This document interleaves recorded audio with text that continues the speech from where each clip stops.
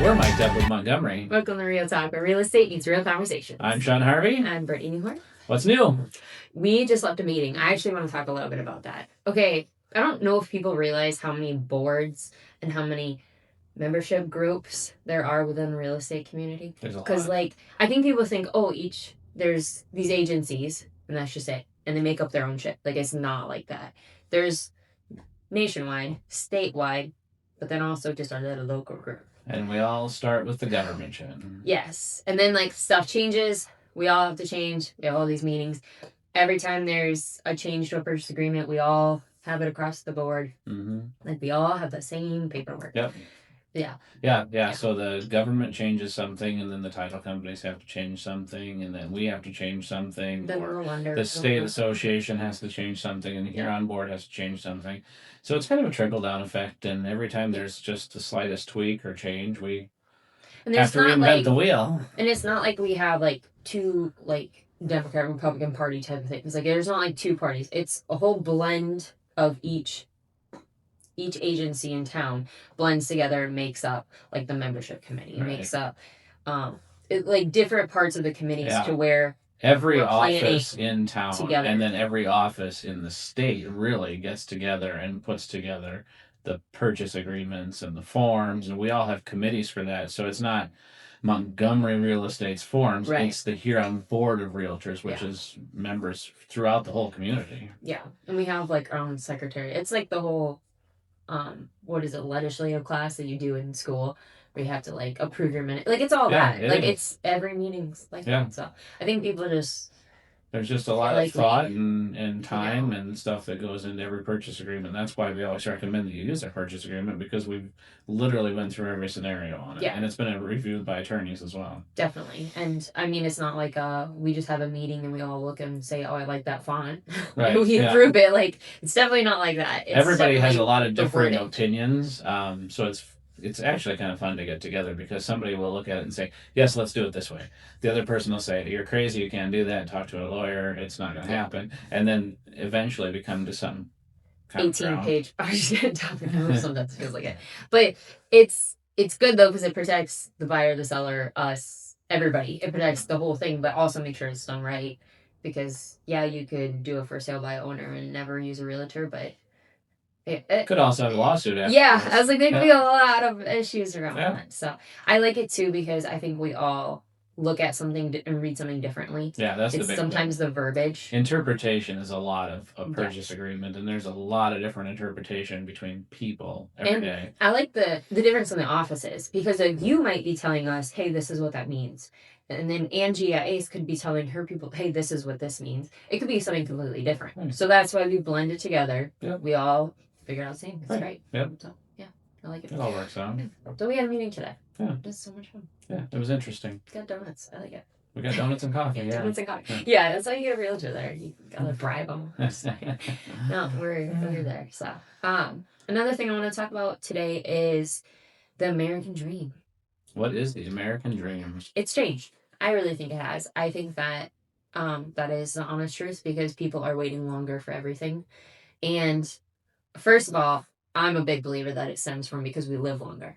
We're no, we're not retiring till later. We're not dying at 50. We're dying at 100. So it's we have this long life now, and we all don't have to get married at 16 and start birthing our children like my great-grandparents did. Great-great-grandparents, whatever. So it's unacceptable now. Right, exactly. That's frowned upon. You have to go to school. You have to go to college. You have to do this, blah, blah, blah. That's everybody's look on things. Well, by the time you finish all that, you're 35. Well, back then, they were grandparents half the time. So it's now that's changed. So now we're seeing people waiting to buy. We're seeing people traveling and doing jumping around jobs. What is the American dream? Is it to have the big house with the white picket fence and a bunch of debt? Is it to not have debt? Or have a smaller, more modest home and no debt? I mean, what is it? I mean, it's very subjective. I think it's interesting. And it is. You're seeing a lot of different generational thoughts on that too, I feel like. Yeah. I got married at 22, 23, around then, and then we had our first child at 25. So we were still pretty young, but Mhm. also looking back, like my dad's parents and stuff had him at 20. So Right. it's like there's different ages there and stuff. My parents, already had kids and stuff then. So it's like you're seeing that spread farther apart. We've got more life to live. We've got all this stuff. You're seeing people moving more. But now there's more opportunities too. Like there's colleges all over the state people are just traveling to. There's bigger schools now everywhere people kind of want to test things out. They don't Yeah. like I didn't grow up in Huron. So Right. I kind of found my place and stuff and now it's home. So Yeah. it's like there's a lot of more of moving Right. around, testing out towns that you like and finding your Yeah, place. I So. noticed that it seems like people aren't necessarily loyal to an area. Right. They're more loyal to what makes them happy, which is the way it should be. Yeah. I mean, I think that's great. Definitely. Do what makes you happy. The American dream is always interesting. I think, and I don't know that there is a ideal picture of No. that anymore, though. I think it's it's different for everybody. Yeah, your personal dream. Yeah, because the American dream isn't always like you can say one person can say my American dream right now is to own a house and have 2.5 kids and Right. work at 8 to 5 and go on vacation once a Right. year.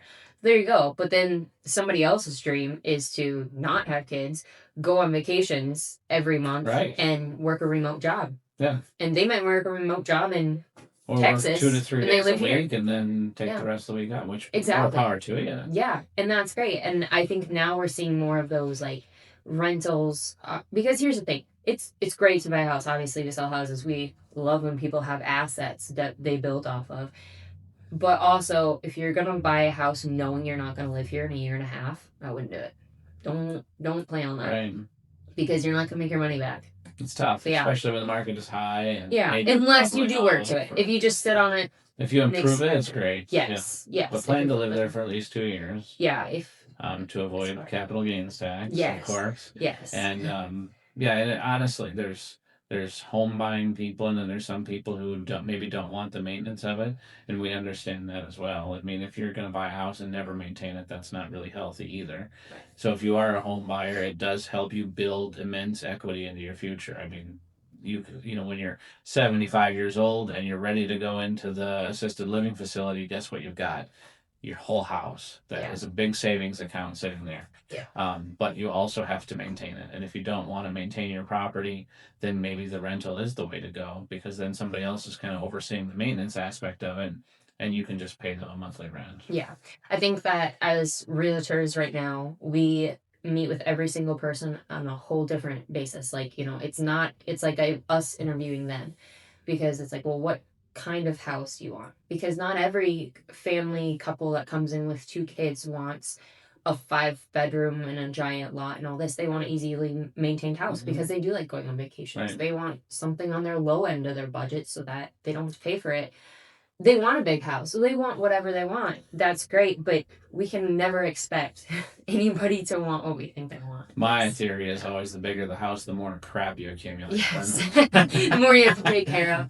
Yeah, the more robot vacuums you have. Yeah, that's right. Yeah. However many floors you got. Yeah. It's just crazy though to see, because each person that we see, you never know. Right. Yeah. It's all different. Yeah. It's always. So the American dream, I think you could almost take the stereotypical standard and throw it out the window. Yeah. I think it's whatever makes a buyer or a seller happy in that aspect. Yeah, we never assume what people might want. No, because absolutely not. it seems like there was a trend where like people are upsizing houses, and then they get to a certain point, and then they either go to a nursing home or downsize. And then they start slowly downsizing. But now, I don't know, I see people where I'm like, oh, they're kind of close to retirement age. Boom, they buy a big house. Of it. The bigger the house, Right. the more maintenance you've Yeah. got, the more cleaning you've got, and there again, the more crap you've got to fill it. Yes, So definitely. I'm okay with most that. people don't have a big house that's empty. Yeah, I'm okay with.